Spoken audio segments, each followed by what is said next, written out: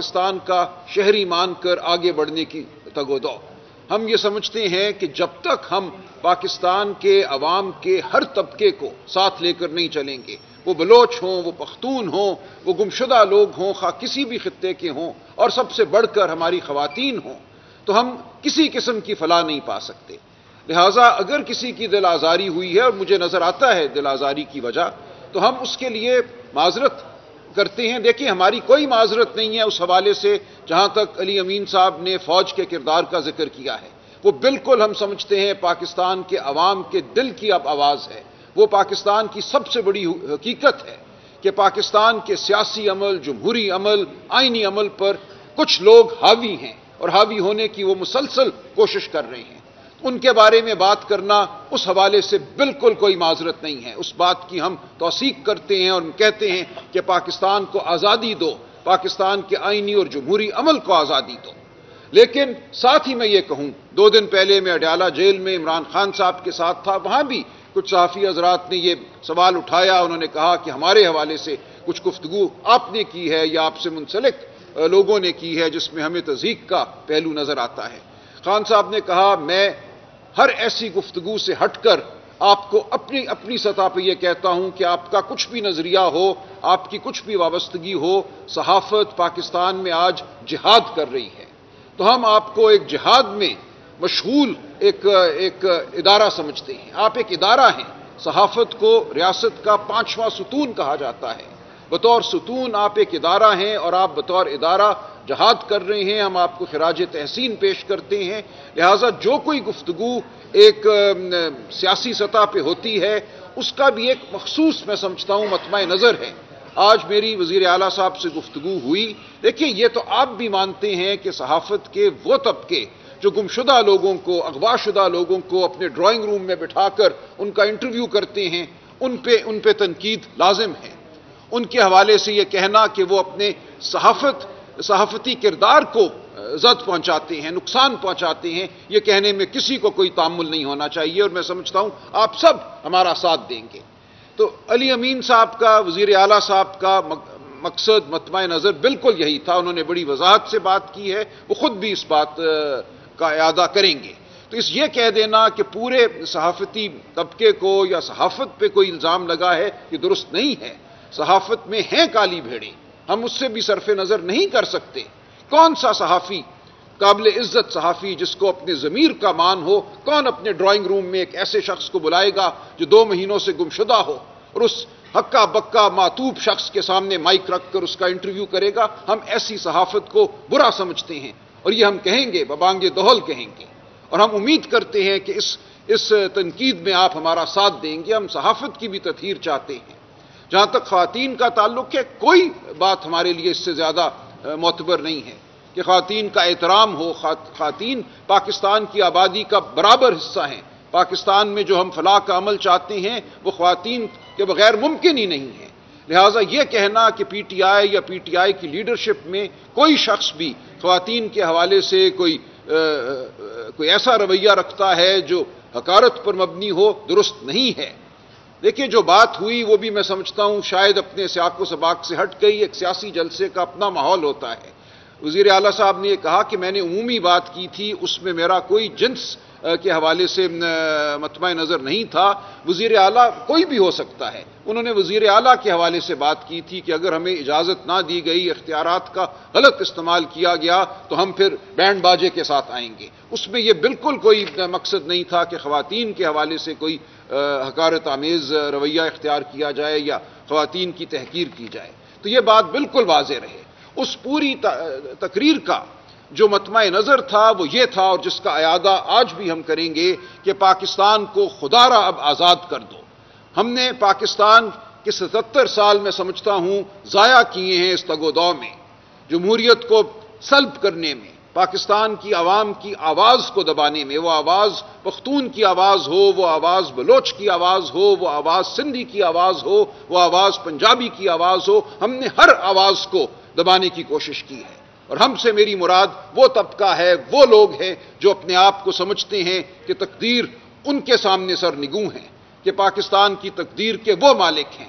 ہم آپ سے اب یہ کہتے ہیں اس پریس کانفرنس کے توسط سے کہ اب یہ چھوڑ دو یہ عمل، پاکستان اس کا مزید متحمل نہیں ہو سکتا۔ 8 فروری کو جو ہوا وہ پاکستان کی تاریخ کا ایک یادگار واقعہ تھا۔ تمام دن پاکستان کی عوام باہر نکلی اپنے گھروں سے، پاکستان کی عوام نے ووٹ دیا، پی ٹی آئی کو ووٹ دیا، کسی اور جماعت سے بڑھ کر ہم 2/3 اکثریت حاصل کر چکے تھے۔ اس رات جو آپ نے شب خون مارا پاکستان کی جمہوریت پر، وہ کسی سے ڈھکا چھپا نہیں ہے۔ آپ جو بہانہ کر لیں، جو تعویل پیش کریں، آپ نہیں کر سکتے۔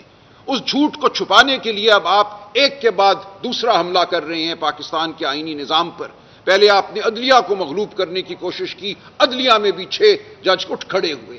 خط لکھا اسلام آباد ہائی کورٹ کے ججوں نے، جو ایک تاریخی اہمیت کا خط ہے، اس نے میں سمجھتا ہوں ہمارے پورے عدالتی نظام میں ایک نئی روح پھونکی ہے۔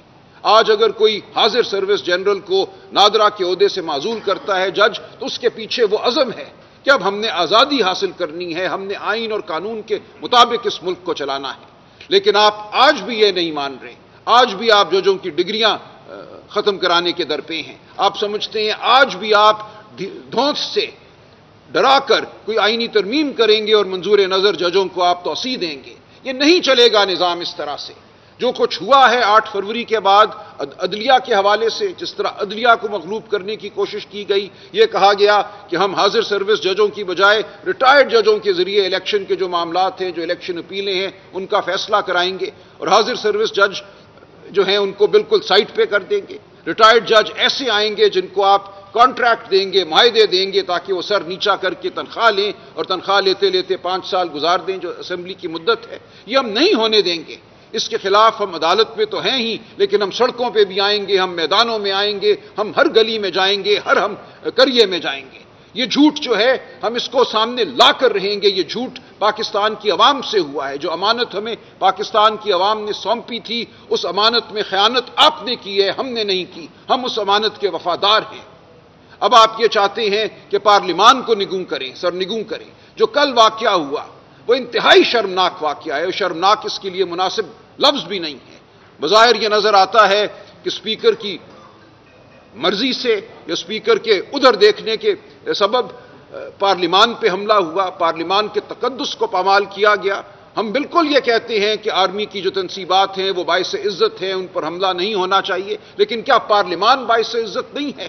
آپ نے جو 9 مئی کا ایک بیانیہ بنایا، ہم کہتے ہیں خود ساختہ بیانیہ بنایا، چرائے گئے CCTV فوٹیج کی بنیاد پہ بیانیہ بنایا۔ ہم آج دن تک کہہ رہے ہیں ہمیں دکھاؤ 9 مئی کو کیا ہوا، ہمیں بتاؤ کس نے آگ لگائی، کون کیمیکل لے کر آیا۔ ہمارے لوگ تو نہتے تھے، ان کے پاس تو کوئی ایک چھڑی بھی نہیں تھی۔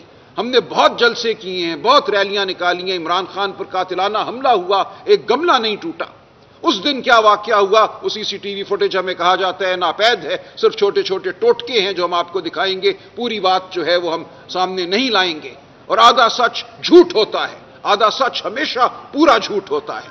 تو اس جھوٹ کی بنیاد پر آپ ایک جمہوری جماعت کے پیچھے پڑ گئے، جو پاکستان کی سب سے بڑی جماعت ہے۔ آپ سمجھتے ہیں کہ آپ اس کو ختم کر دیں گے؟ آپ ایسا نہیں کر سکیں گے۔ یہ کوئی طالع آزما تاریخ میں نہیں کر سکا۔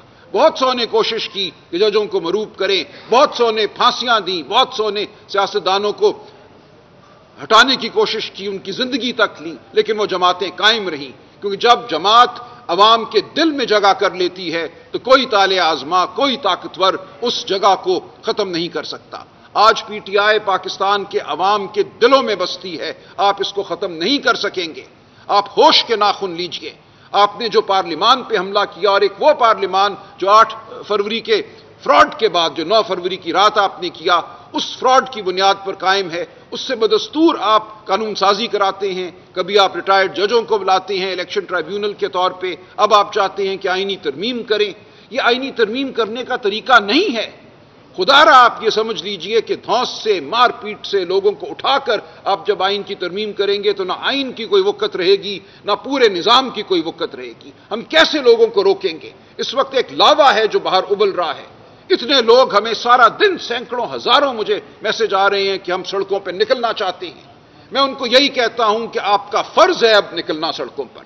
ہم عدالت میں بحث کر چکے اور کرتے رہیں گے، ہم پارلیمان میں بھی بات کرنے کے خواہش مند ہیں، لیکن آپ تو پارلیمان پہ بھی حملہ کرتے ہیں۔ تو اب کون سا راستہ رہ جاتا ہے پاکستان کی عوام کے لیے؟ ہم کسی کے راستے میں کھڑے نہیں ہوں گے. یہ ہر فرد کا میں سمجھتا ہوں اب ایک فرض ہے، ایک فریضہ ہے کہ وہ باہر نکلے اور اپنی آواز بلند کرے. عدلیہ کو اگر آپ معطوب کرتے ہیں، پارلیمان کو اگر آپ معطوب کرتے ہیں، تو پھر سڑک کے علاوہ، میدان کے علاوہ کوئی جگہ نہیں رہ جاتی ہے جہاں پاکستان کے عوام اپنی آواز بلند کر سکے. ہم نے ایک جلسہ کیا جس کی آئین ہمیں اجازت دیتا ہے. آئین میں اس کو بنیادی حق کہا گیا ہے. آپ نے ایک دن پہلے قانون بنا کر کہا کہ جلسہ کرنا بھی جرم ہے. کون سا جلسہ ہے جو سوئچ بٹن دبا کر 7 بجے ختم ہو سکتا ہے؟ جب لاکھوں کی تعداد میں عوام آتی ہے تو اس عوام کو آپ ایک چٹکی بجا کر ختم نہیں کر سکتے، وہ رہے گی وہاں پر. اور کون سا جرم ہے اگر 8 بج جائیں، اگر 9 بج جائیں، اگر 10 بج جائیں؟ کیسے یہ جرم ہو گیا؟ آپ کہتے ہیں چونکہ 9 بج گئے تھے اس لیے جرم ہے.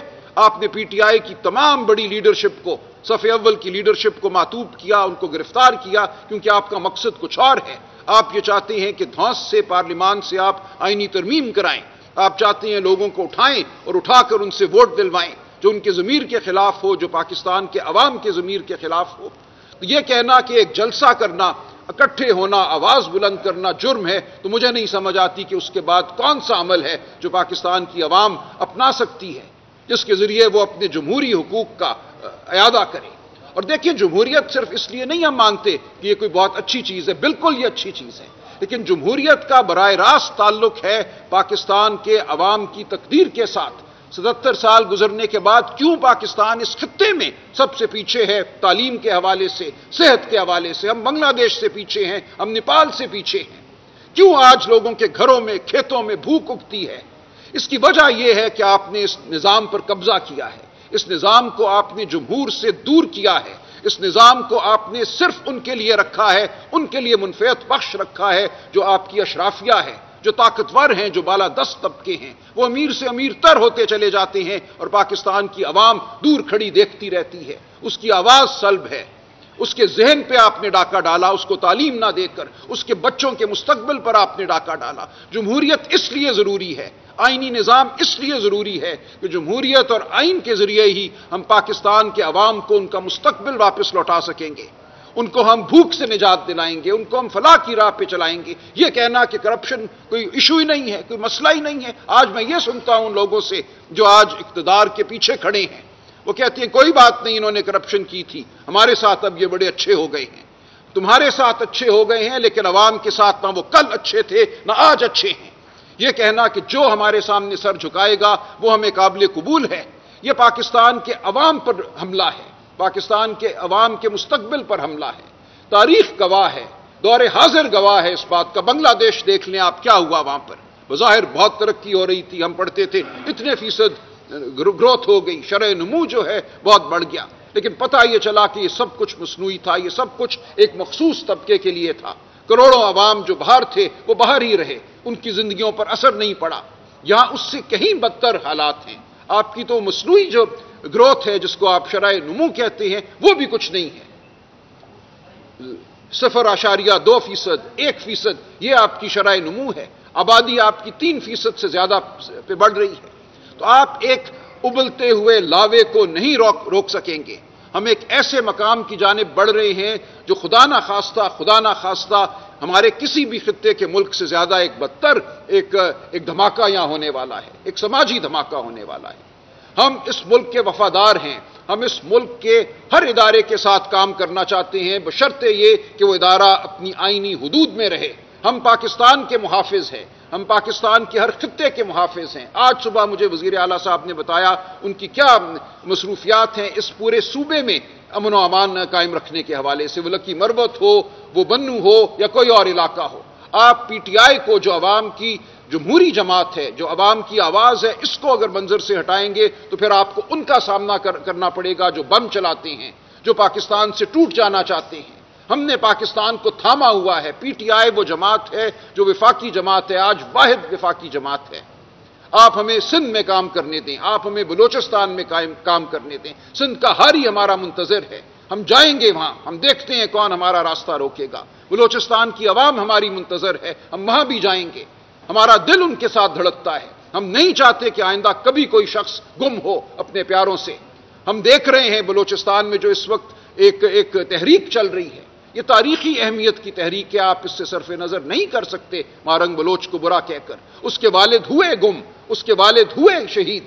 ہمیں اس بات کا ادراک کرنا ہے، اس بات کو ماننا ہے کہ ان کا غم صحیح غم ہے، اس کی ایک بنیاد ہے، اس کی ایک وجہ ہے، اس غم کا ہمیں مداوع کرنا ہے۔ آج خیبر پختونخوا میں جو نعرے ہو رہے ہیں، جو خلف شار ہے، اس کے بھی ہم شاہد ہیں، اور اس کا بھی حل صرف ہمارے پاس ہے۔ ہم اس پوری عوام کو، اس پوری یوتھ کو ساتھ لے کر اس وقت کھڑے ہوئے ہیں۔ آپ اگر ہمیں منظر سے ہٹاتے ہیں تو ایک ایسا انتشار اس ملک میں برپا ہوگا جو آپ کو بھی بہا کر لے جائے گا۔ لہٰذا ہم آپ سے استدعا کرتے ہیں کہ ہوش کے ناخن لو، جو کل کیا اس سے توبہ کرو، پارلیمان کو تکریم دو، پارلیمان میں بیٹھنے والے ممبران کو تکریم دو، پاکستان کی عوام کی عزت کرو، پاکستان کے عوام کے ووٹ کی حقیقی عزت کرو، اس کو ایک نعرہ نہ بناؤ۔ آج پاکستان اس دورائے پہ کھڑا ہے، ایک طرف فلاح کا راستہ ہے، ایک طرف مکمل تباہی کا راستہ ہے، اور ہم آپ سے اپیل کرتے ہیں، ہم پاکستان کی خاطر آپ سے التجا کرتے ہیں کہ خدا را فلاح کے راستے پر چلو، خدا را ہمارے ساتھ بیٹھو، ہماری بات سنو، سمجھو، ہم ہر جمہوری قوت کو ساتھ لے کر چلیں گے، بشرطے یہ کہ وہ جمہوریت پر یقین رکھتی ہو، بشرطے یہ کہ وہ دھونس سے منہ پھیر لے، واقعتاً گفتگو کرے، واقعتاً جو عوام کا مینڈیٹ ہے اس کو تسلیم کرے۔ تو یہ ہماری آپ سے گزارش ہے، اور ہم بالکل آپ سے مؤدبانہ یہ کہتے ہیں، خواتین، غیر مسلم، پختون، بلوچ، سندھی، پنجابی، ہم سب ایک قافلے کے مسافر ہیں، ہم میں کوئی فرق نہیں ہے، ہم ہر ایک کو ساتھ لے کر چلیں گے، اور انشاءاللہ پاکستان فلاح پائے گا۔ انشاءاللہ اس خطے میں ہم وہ نظام قائم کریں گے جہاں غریب کو اس کا حق ملے گا، تعلیم ملے گی، صحت ملے گی، روزگار ملے گی۔ آپ کا بہت شکریہ، میرے دوست دائیں بائیں بیٹھے ہیں۔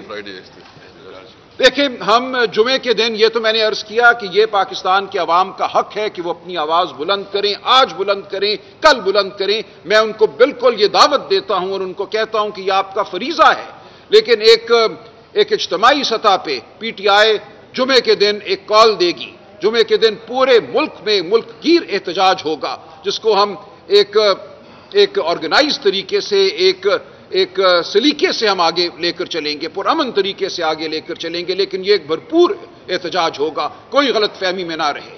لیکن اس سے پہلے بھی ہر قریے، ہر گاؤں، ہر گلی میں آپ دیکھیں گے کہ عوام خود باہر نکلے گی اور اپنی آواز کو بلند کرے گی۔ بہت شکریہ۔